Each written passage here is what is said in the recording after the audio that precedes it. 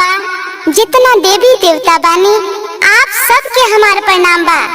YouTube के माध्यम से जितना भी गुरु बहिना गुरु भाई हमार कथा कहानी सुनत रहेनी, आप सबके भी हमार प्रणाम बा। आप सबके बीच दीदी फिर से हम शिव चर्चा कथा लेके आ गइल बनी। एक कथा में देवरानी जेठानी के कहानी बा, आप सब सुनम। उम्मीद करतानी ये दीदी की बहुत पसंद आई।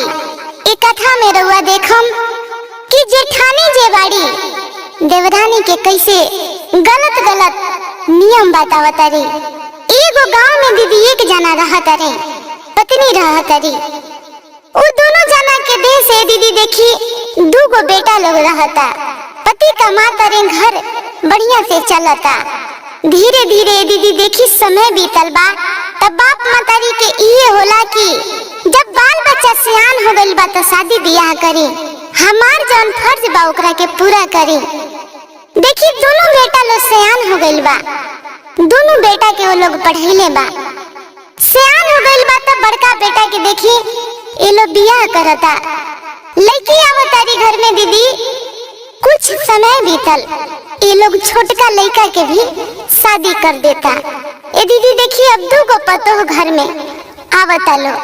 ओकरा में का होता देखी, पढ़ल दोनों बेटा रहता लो, लेकिन नसीबो नसीब के बात हो गेला दीदी देखी। बड़ा वाला जो बेटा रहता रे, उनकर नौकरी हो गइल रहता, सरकारी नौकरी रहता। छोटा बेटा भी पढ़ले बाड़े, लेकिन किस्मत के बाद उनकर नौकरी नहीं खे भइल। धीरे धीरे ए दीदी समय बीतल, बाप मातारी दोनों जना के देहांत हो गई। देहांत हो गई तो देखी भाई भाई जे लोग रहे अब आपस में लोग के बनत नहीं खे। बाप मातारी जब तक रहे तो जोड़ जाड़ के परिवार चलावत रहे, लेकिन बाप मातारी मर गई तो देखी दोनों जना के आपस में पटरी नहीं खे खात। पत्नी लोग के भी आपस में बनत नहीं खे। अब ये लोग अलग अलग हो जाता है अपन। देखी छोटा जे बेटा रहता रे, उनको हिस्सा मिलता। बड़ा वाला बेटा पैसा कमाता रे, सरकारी नौकरी जे बा कमा के जल्दी से अपन घर बनवा लेता रे। पैसा के कोनो कमी नहीं खे, उनकर घर बड़ा बढ़िया से चलता। ये छोट जे भाई बाड़े देखिए इनकर बढ़िया घर नहीं खे, ये घर नहीं खन बनवैले। बापे मातारी के जवन घर के हिस्सा मिलल रहता बनावन, वही में ही रहता रे और खेती गिरस्ती करता रे। जवन पैसा होता उससे इनकर पत्नी अपन घर चलावता रे। जेठानी बाड़ी ये हमेशा शिव चर्चा में जाता री, शिव चर्चा करता री, करावता री अपनो घरे। अब देखिए असही एक दिन का होता है दीदी कि शिव चर्चा ठानता री अपना घरे, और देवरानी के कहली कि शिव चर्चा बा हमरा घरे परसों तू आ जाइह। देवरानी कहली ये दीदी ठीक बा, चल गई। देखी अब दिन आ गई शिव चर्चा वाला, सभी गुरु बहिना लोग आइल बा, शिव चर्चा चालू बा। देवरानी हो गईली, शिव चर्चा खत्म भइल। देखी देवरानी जवन गईली कथा कहानी सुनली, इनका बड़ा पसंद आई। शिव गुरु के भजन सुनली, बड़ा मन मोह देलक। अब सोचली कि काहे ना हमहू अपना घरे शिव चर्चा कराई। देखी लेकिन मजबूर रही कि हमरा लगे पैसा तो उतना ना रहेला। दीदी के लगे बात तो दीदी तो हमेशा नया नया कपड़ा पहननी, घर द्वार बन गई। दीदी के तो कोनो कमी नहीं थे, और दीदी हमेशा शिव चर्चा करेनी। यही से बुझाता कि शिव गुरु के आशीर्वाद बा दीदी पर। अब मन में सोचली कि हमहू अपना घरे शिव चर्चा कराई। प्रसादी बटाइल, सभी लोग प्रसादी लेलक, अपना घरे गईलक। इहो प्रसादी लिहली, अपना घरे आईली।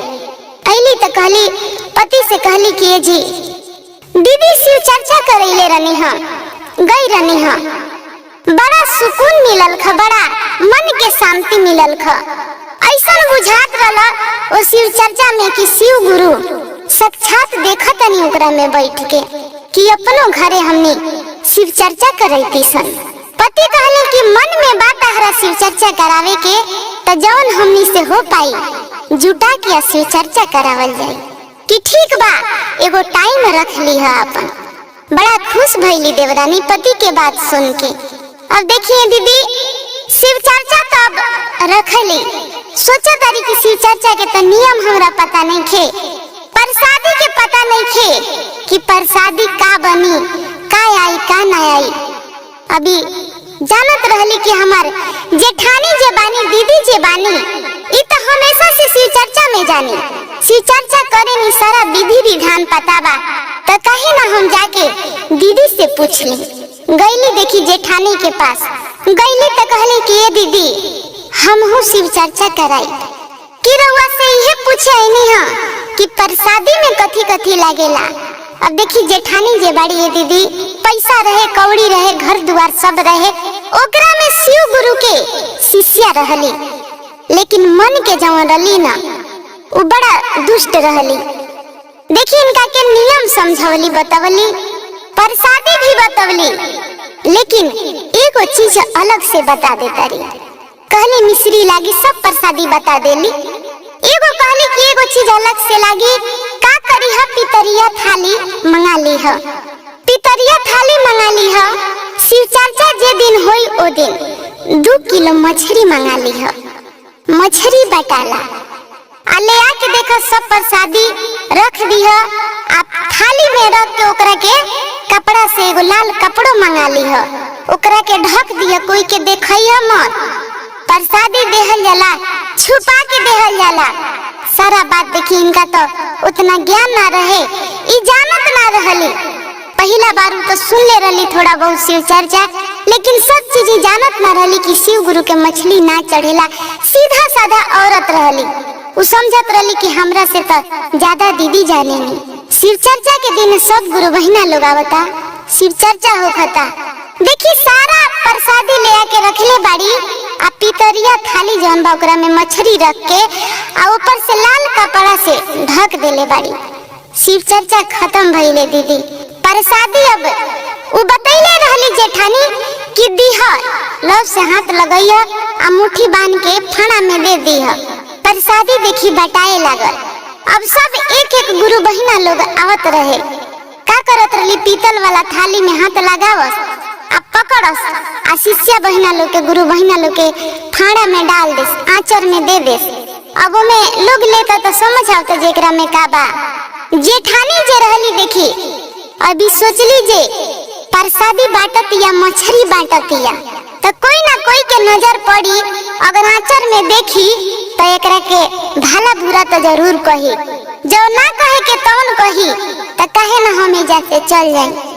अब देखिए दीदी प्रसादी बटाते रहे, तब तक गुलाब से जेठानी अपना घरे चल जाता रही। इस सब लोग के देखी लड़का सयान जे भी आई रहे सबके प्रसादी दे लिया, सबके बांट दिहली मछली। बांटला के बाद भी समझी कि मछरिया में से उबर रहे। अब सब लोग अपना अपना घरे गईले दीदी। अब फणा से आंचर से प्रसादी रखता, देखता कि प्रसादी बा, प्रसादी में ई मछली जे जौन देले रही सबके फणा में देखी उ सोना हो गई रहे।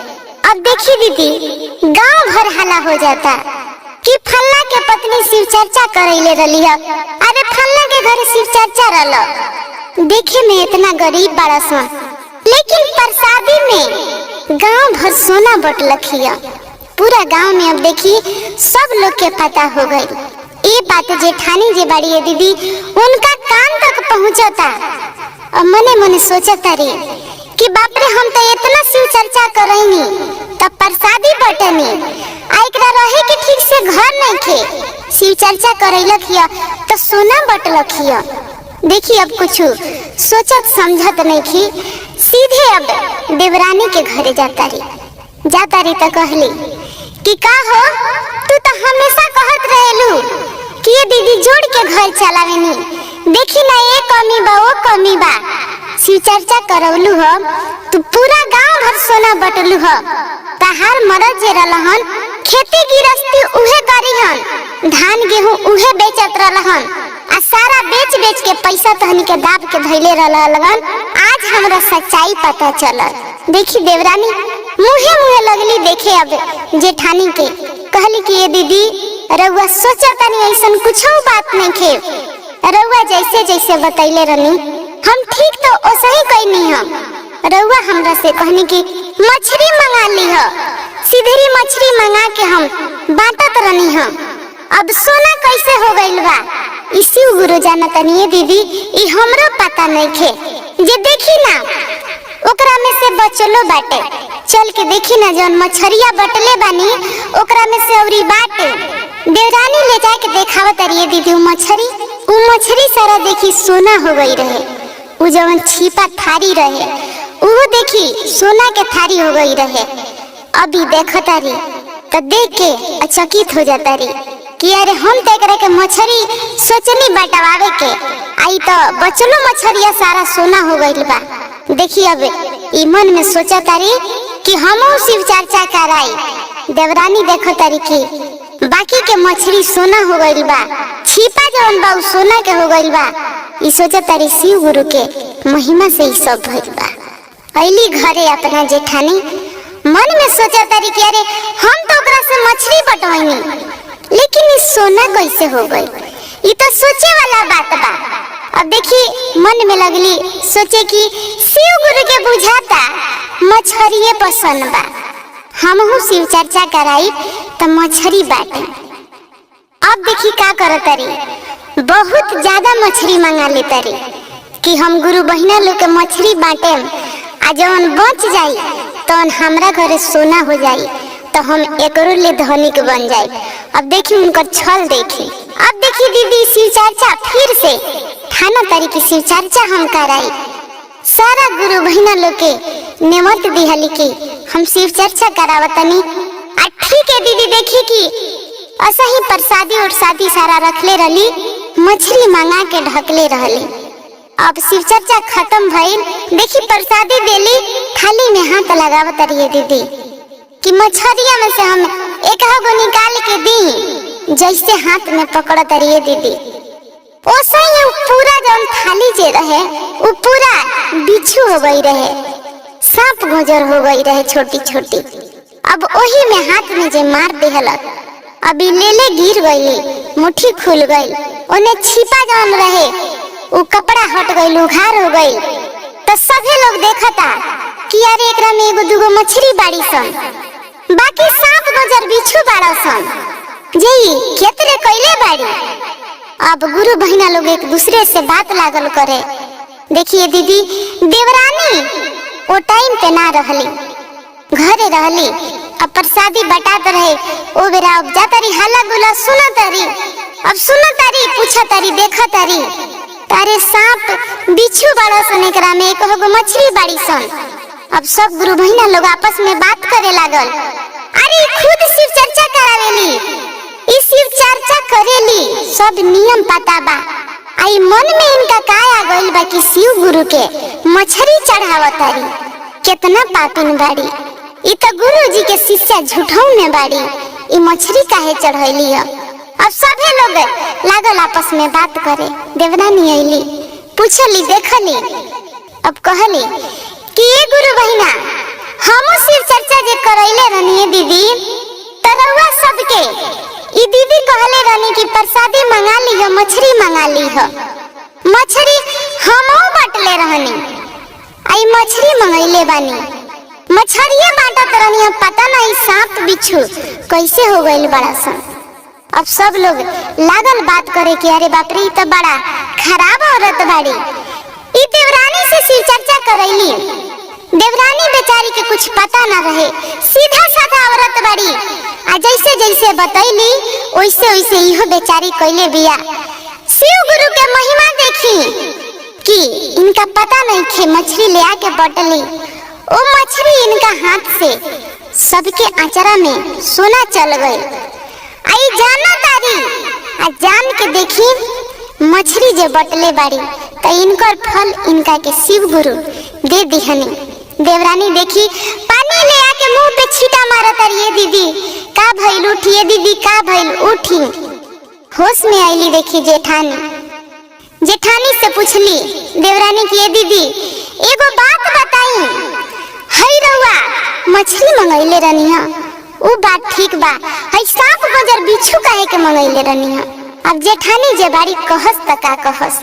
देवरानी कहली कि दीदी हम सब गुरु बहिना लोग से पूछ ले बानी, आ सब लोग बतावता कि शिव गुरु के जब शिव चर्चा होला न तो ओकरा में मछली ना बटाला, रउआ हमरा से मछली बटवैनी। उ घरे घरे सोना हो गई, हम ना जानत रहनी, रउआ हमरा साथे छल कहनी। रउआ पूजा पाठ जानत रहनी, रउआ ज्ञान के बात जानत रहनी, तो हमरा के ना बतवनी, हमरा के नीच देखावे खातिर दीदी मछली बटवैनी। देखी अब जेठानी हाथ जोड़े लेली देवरानी के आगे, सारा गुरु बहिना लोग के हाथ जोड़ा तारी, चारों ओर घूमा तारी। देवरानी से कहली कि ए छोटकी हमरा के माफ कर दो, हमरा से बहुत बड़ा गलती हो गइल बा। देखा हम शिव चर्चा जवन करत रहनी तो हम ना चाहत रहनी कि तू शिव चर्चा कराव। हम बढ़िया से बानी तो तू बढ़िया से रह, हमरा घर में सुख संपत्ति बा तो तहरा घर में चल जाओ। यही से तहरा के हम मछली के प्रसादी बटवैनी। और शिव गुरु के देखा कृपा से महिमा से देखा कि वो मछली सबके आंचर में सबके घरे सोना हो गई। तो हम मन में सोचनी जे शिव गुरु के शायद मछली पसंद बका दू, यही से हम जल्दी शिव चर्चा करैनी है। हम मछली मंगैले रहनी है सब लोग के बाटे खतरा, हम ज्यादा मछली मंगैले रहनी है कि सबके घरे सोना जाई, आ जौन बच जाई तो हमरा घरे सोना रही। इहे मन में हमरा पाप हो गई रलख कि हमरा के क्षमा कर। अब गुरु बहिना लोग कहता कि बाहरे जेठानी कैसन बाड़ी, एगो है बिना दिमाग के बिना बुद्धि के सीधा साधा देवरानी बिया, इ नियम नहीं खे जानत, एकरा के बतावे के बजाय इ उल्टा सीधा बतैली। लेकिन गुरुजी के कृपा से इनका कुछ ना भई।